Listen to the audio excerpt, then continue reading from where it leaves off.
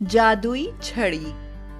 एक बार की बात है, गोलू अपने घर में खेल रहा था।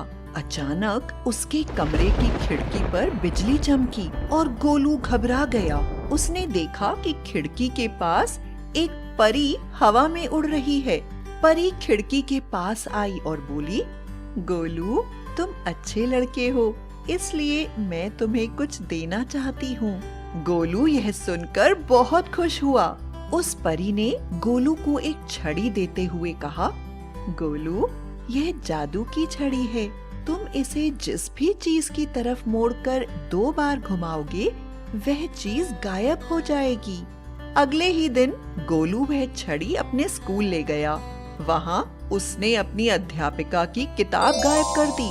फिर कई बच्चों की रबर और पेंसिलें गायब कर दी। किसी को भी पता न चला कि यह गोलू की छड़ी की करामात है। जब वह घर पहुंचा, तब भी उसकी शरारतें बंद नहीं हुई। रसोई घर के दरवाजे के सामने कुर्सी रखी थी। गोलू ने सोचा, क्यों ना मैं इस कुर्सी को गायब कर दूं? जैसे ही उसने छड़ी घुमाई, वैसे ही गोलू की माँ किचन से बाहर निकलकर कुर्सी के सामने से गुजरी और कुर्सी की जगह गोलू की माँ गायब हो गई। गोलू घबराकर रोने लगा। इतने में उसके सामने परी आई। गोलू ने उसे सारी बात बताई।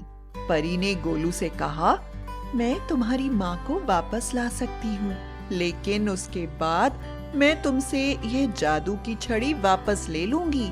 गोलू रोते हुए बोला, तुम्हें जो चाहिए ले लो, लेकिन मेरी माँ मुझे वापस कर दो।